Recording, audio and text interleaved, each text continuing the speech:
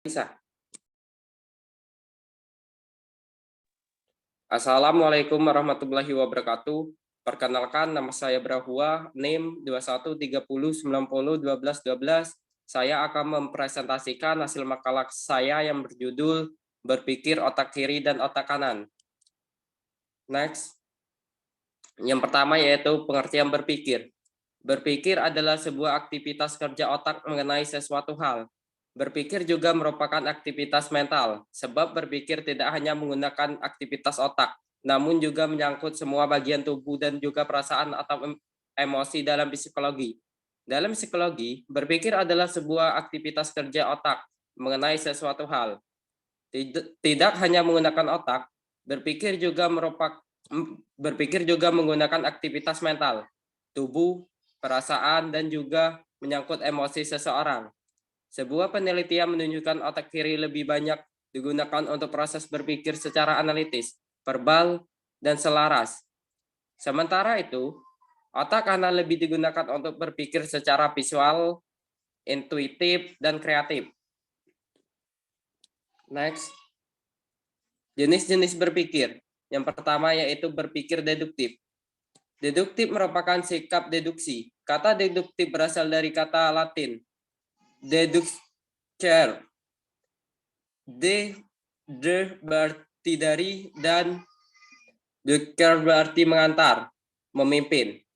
Dengan demikian, kata deduksi yang diturunkan dari kata itu berarti mengantar dari suatu hal ke hal lain. Sebagai suatu istilah dan penalaran, deduksi merupakan proses berpikir atau penalaran yang bertolak dari proposisi yang sudah ada menuju proposisi baru yang terbentuk suatu kesimpulan. Jadi, berpikir deduktif adalah berpikir mengambil kesimpulan dari dua pernyataan. Yang pertama merupakan pernyataan umum. Dalam logika, ini disebut silogisme. Yang kedua yaitu berpikir induktif.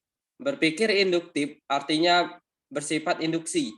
Induksi adalah proses berpikir yang bertolak dari satu atau sejumlah fenomenal individual untuk menurunkan suatu kesimpulan.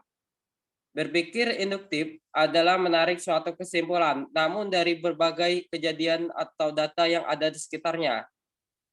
Dasarnya adalah observasi. Yang ketiga yaitu berpikir evaluatif. Berpikir evaluatif ialah berpikir kritis, menilai baik buruknya, tepat atau tidaknya suatu gagasan. Dalam berpikir evaluatif, kita tidak menambah atau mengurangi gagasan. Kita menilai menurut kriteria tertentu. Next. Tingkat-tingkat berpikir.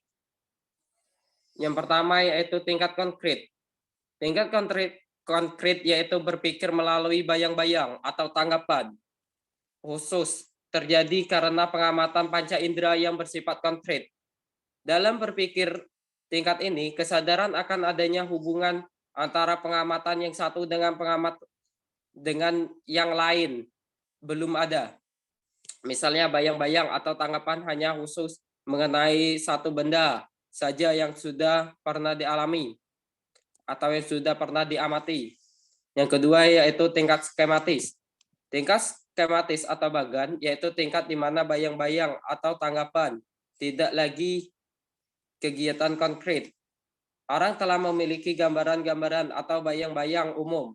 Oleh karena itu, orang telah dapat membandingkan keadaan atau sifat-sifat dari berbagai benda yang penuh diamati. Yang ketiga yaitu tingkat abstrak. Tingkat abstrak yaitu di mana orang telah menggunakan pengertian yang terbagi atas golongan-golongan. Dalam proses berpikirnya, orang tidak lagi membayangkan benda-benda. Alam pikirannya telah penuh dengan pengertian umum sebagai bahasa. Sedangkan di dalam jiwa, untuk menyusun pengertian menurut arah yang ditentukan oleh problema atau soal yang harus diselesaikan. Aturan pengertian-pengertian tersebut terdapat hubungan-hubungan yang telah ia kuasai, seperti adanya sebab akibat, persamaan, perbedaan, dan sebagainya. Next.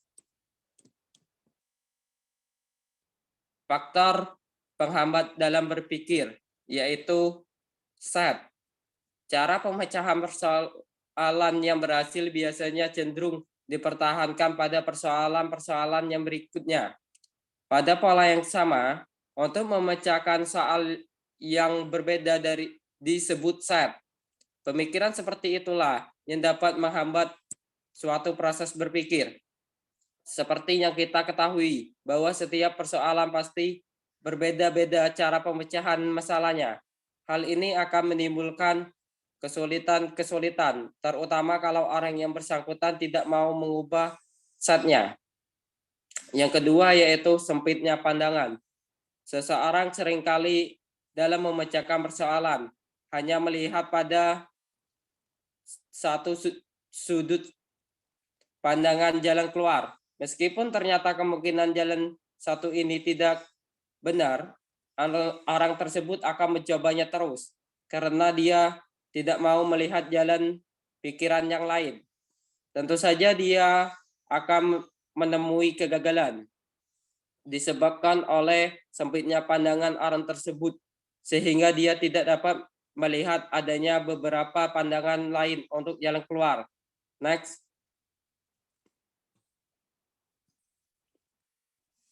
Faktor pendukung dalam berpikir. Yang pertama yaitu keadaan emosi atau kejiwaan individu yang stabil. Yang kedua yaitu pendidikan yang diperoleh oleh individu terpenuhi dan sesuai dengan perkembangan individu. Yang ketiga yaitu keadaan lingkungan di sekitar individu yang mendukung dalam proses berpikir. Yang keempat yaitu perkembangan intelektual individu. Dan yang terakhir yaitu sikap keterbukaan individu terhadap suatu pengalaman yang baru. Next. Terima kasih, baik saja. Baik, itulah penyampaian atau presentasi dari saya. Saya akhiri. Wassalamualaikum warahmatullahi wabarakatuh.